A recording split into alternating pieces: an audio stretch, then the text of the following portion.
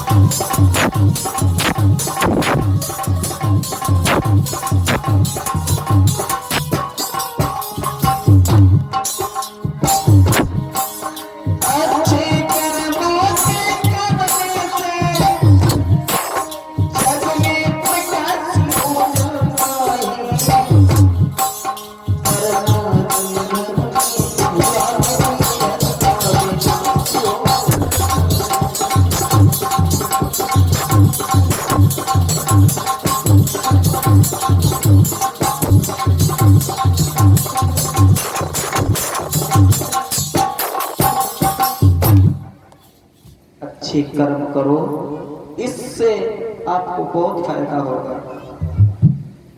जब रावण ने कहा मामा तुम मानोगे नहीं, जैसे तलवार उठाई मामा मारीच के गर्दन पे रखी तो कहने लगा बांजी सुनो, जो कहोगे वही करूंगा।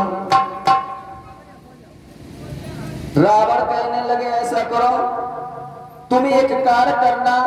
क्या कार्य करना? एक सोने का मृग बनना और भाई पंचवटी के आसपास में भ्रमण करना। इससे सीता जी मोहित होगी और कुछ ना कुछ कहेंगी। ये आपको करना है, बाकी सब कार्य मेरे ऊपर छोड़ो। मामा मारीच के दिमाग में ये क्या कर रहा रावण, अपने विनाश का कारण खुद ही सोच रहा। तो क्या तो रावण की यह बात सुन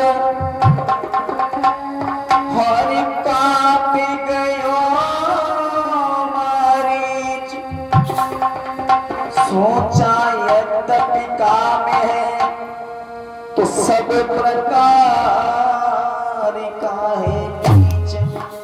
ये सब प्रकार से नीच है, इसके दिमाग में नहीं बैठेगी। आज वो मामा मारीच बैठ गया, अपने सर को पकड़ कर क्या कहने लगा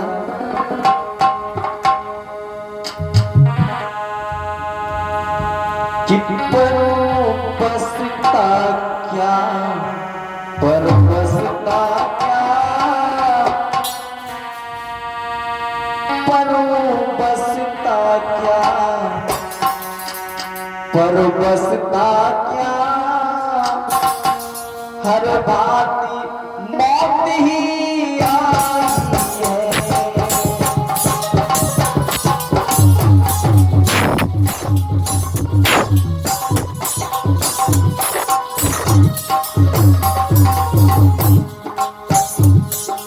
हर प्रकार से मौत ही मौत दिख रही है। क्या बोलना मानी बसता क्या बसता क्या हर मौत ही आई है।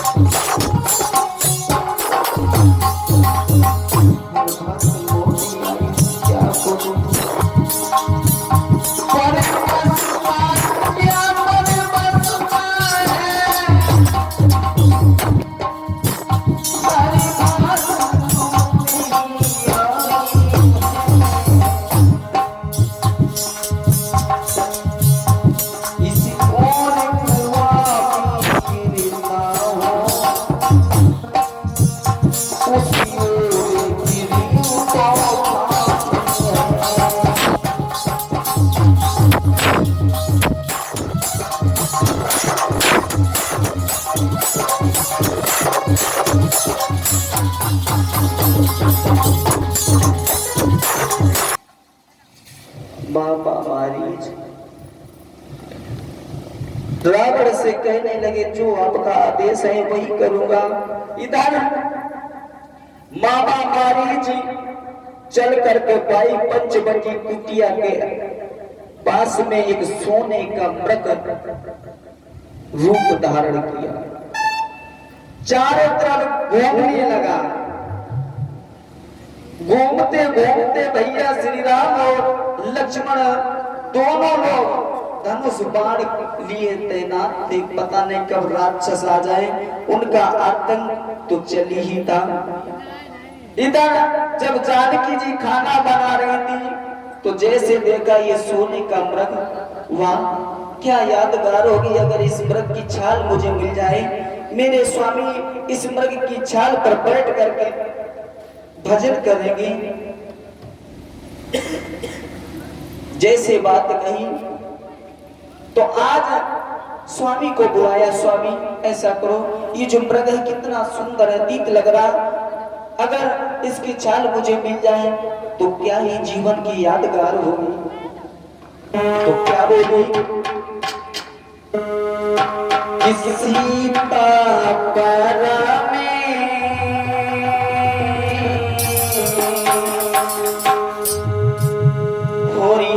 सीता पारा में रुचि बग देखा, अंगी अंगी सो मनोहरी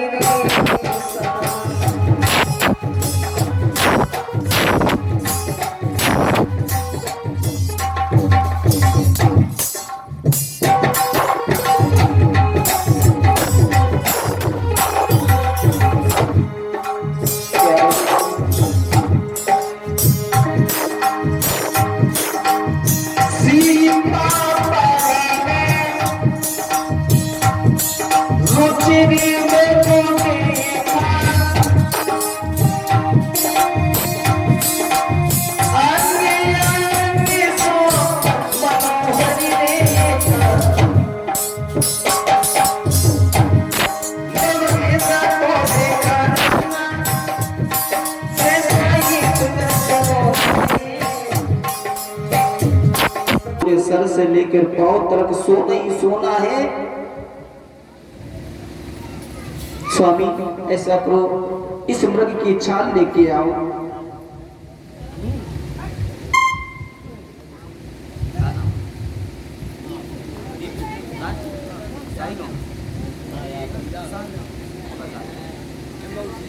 आप हैं दीपू राजपूत जो कि ग्राम पूरनपुरा के रहने वाले, उनकी तरफ से ये 51 रुपए भगवान के चरणों में समर्पित हैं।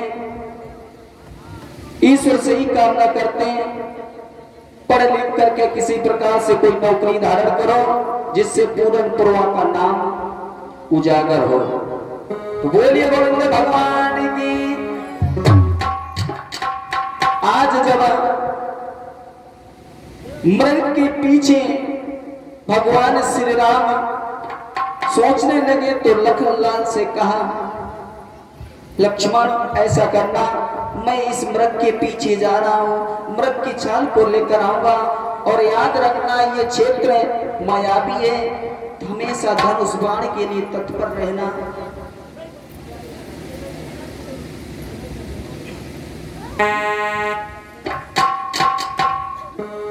तो ऐसी बात जब राम ने कहा क्या कि तुम पावक में करो निवासो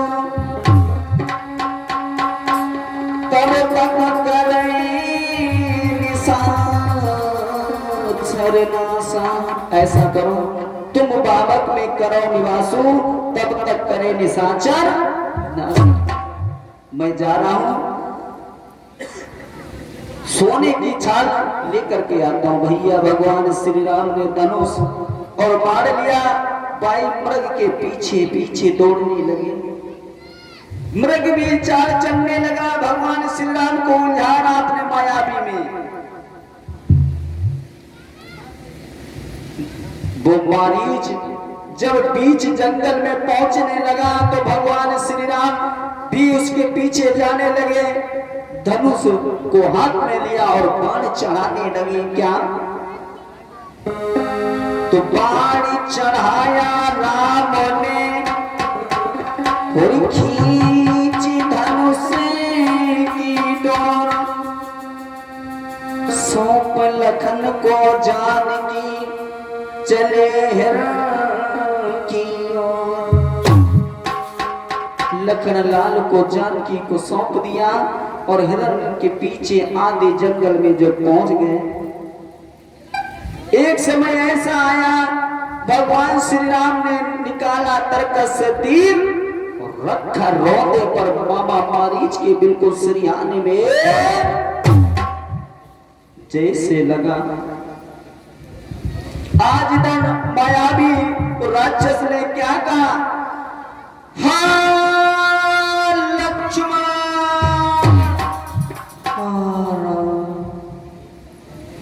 आज इधर वो मारीच ने इधर रावण की भी मित्रता निभाई और इधर राम को आखिरी शब्द धीरे से इसलिए कहा क्योंकि जब जोर से कहेंगे तो लक्ष्मण के कानों में ये आवाज पहुंचेगी तो लक्ष्मण जरूर सहायता करने के लिए भैया की आएंगे।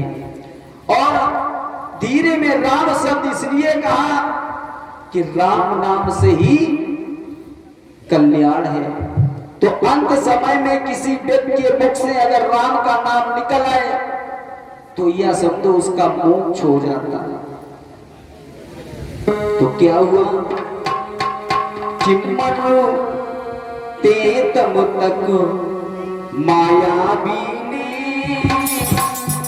और मित्रता निभाई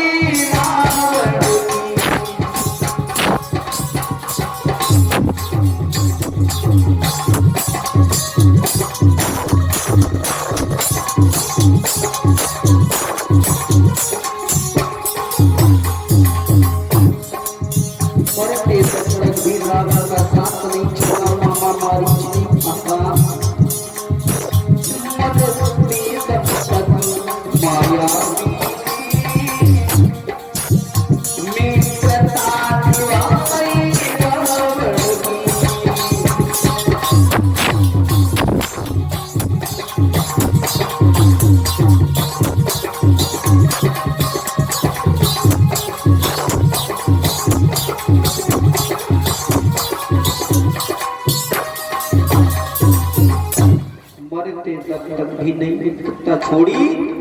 इधर जब मामा मारीच के प्राण जब निकल गए तो जब जैसे भगवान श्री राम ने देखा ये तो मारीच है, रूप धारण किए।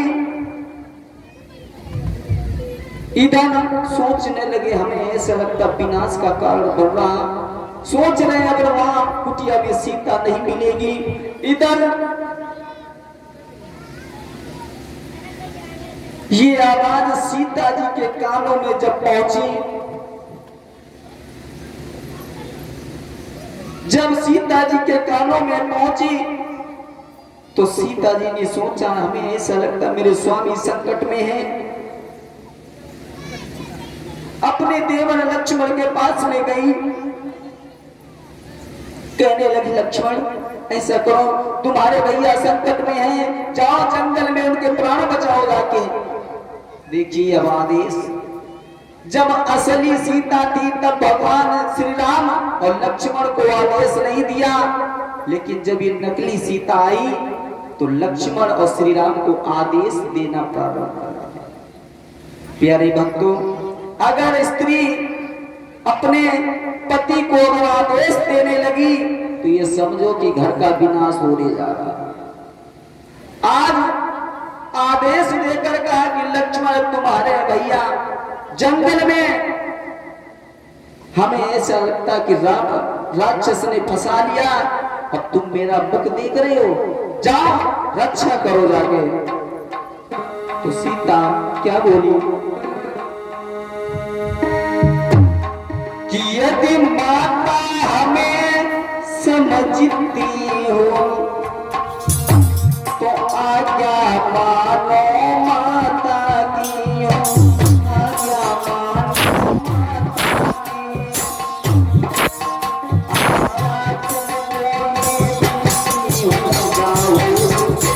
की।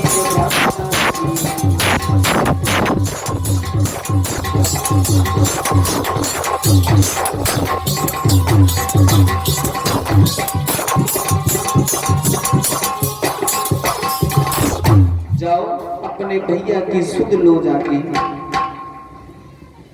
आज इधर जब भैया लक्ष्मण जी से जब ऐसी बात कही, लक्ष्मण जी कहने लगे भाभी अरे वो तो भगवान है, पार ब्रह्म परमेश्वर है, उन पर कोई कष्ट नहीं आ सकता।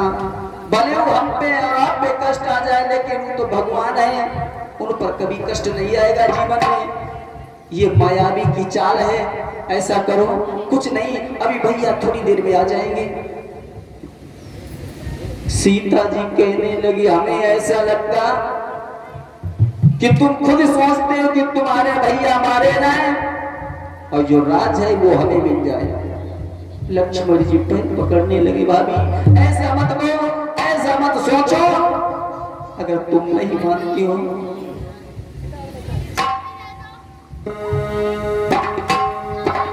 लक्ष्मण जी भैया चलने लगे, क्या कि जाते जाते भी इन्हें और इतना रहा विवेक, सीता के चारों तरफ रेखा खींची, कुटिया के चारों तरफ एक लक्ष्मण रेखा खींच दी। कहने लगे भाभी इस रेखा के बाहर मत आना, अगर आ जाओगी ना तो पता ना इस मायावी जंगल में क्या हो जाए। आज लक्ष्मण जी ने समझा करके धनुष बाण को हाथ में लेके श्री राम की सुध लेने चले गए। इधर भैया रावण संत का वेश धारण किए हुए भाई पंचवटी में आ गया। जब पंचवटी में आ गया तो राम कुटिया की तरफ आ रहे थे, लक्ष्मण भगवान श्री राम के पास में जाने लगे। जब आमने सामने मुलाकात हुई तो राम जी कहने लगे लक्ष्मण अरे तुम यहाँ क्यों चले आए हो, क्या तुम्हें मेरी शक्ति पर भरोसा नहीं था? अरे वो राक्षस मायावी था, ऐसा करो अब घर चलो, हमें ऐसा लगता कुटिया पर सीता नहीं मिलेगी, चलो विलंब मत करो। आज वो रावण जब कुटिया में आया, सीता जी भाई कुटिया में सोचा बिचारी में बैठी थी। रावण कहने लगा माता भिक्षाम देहि, मां मुझे भिक्षा दे दो। सीता जी सोच विचार में बैठी थी लेकिन कुछ नहीं सुना। फिर रावण ने आवाज लगाई, क्या माता भिक्षाम देहि, मां मुझे भिक्षा दे दो, बहुत भूख लगी है। जैसे सीता ने की नजर जब रावण संत के भेष में पहुंची तो सीता जी भैया फल लेके आई। लक्ष्मण रेखा के अंदर से जैसे फल देना चाहा और इधर रावण ने वो फल के बजाय जैसे कलाई पकड़नी चाहा तो रेखा लाल लाल रंग के रंग बदल रही। जैसे कि या तो रावण एकदम रेखा से गिर पड़ा वही जमीन पर। रावण सोचने लगा, अरे हमें ऐसा लगता कि रावण सीता का हरण बाद में होगा, पहले मेरा मरण हो जाएगा। रावण कहने लगा, सीता ऐसा करो, मैं बनी ही हूं, भिक्षा नहीं लेता, तुम बाहर आकर आओ तब मैं ये भिक्षा लूंगा। सीता कहने लगी, संत मैं मर्यादित लक्ष्मण रेखा के बाहर नहीं आ सकती, मैं मर्यादित में हूँ, किसी के बंधन में हूँ, ऐसा करो यही से भिक्षा मेरी स्वीकार करो। रावण कहने लगा, नहीं, अगर भिक्षा देना हो तो ये बाहर आकर दे दो, अन्यथा मैं चला है। अब भैया हमारे समय जैसे सीता ने पैर बढ़ाया लक्ष्मण रेखा के बाहर, रावण ने फल तो दूर रहा और सीता जी की कलाई पकड़ी, वही रथ में जय जय सीता बैठा लिया, अपने भेष में आगा, हा हा करके रथ जैसे हाहाकार करके रथ को उठाया और अपने लंका की तरफ ले जाना चाहा, दक्षिण की तरफ ले जा रहा था। इधर राम और लक्ष्मण जैसे पंचवटी में आए, देखा चारों तरफ देखा, सीता नहीं, सीता कहां पे गई? हे खगमृग मधुकर श्रेणी, तुम देखी सीता मृग नहीं, मेरी सीता कहां गई मां? और हमारी माता जी की तरफ से 11 रुपए भगवान के चरणों में समर्पित हैं। ईश्वर से ही कामना करते सदा सुखी रहे। और एक बात बताइए, पार्ले जी कौन चढ़ा है? थोड़ा प्रसाद ले ले भाई पार्ले जी का।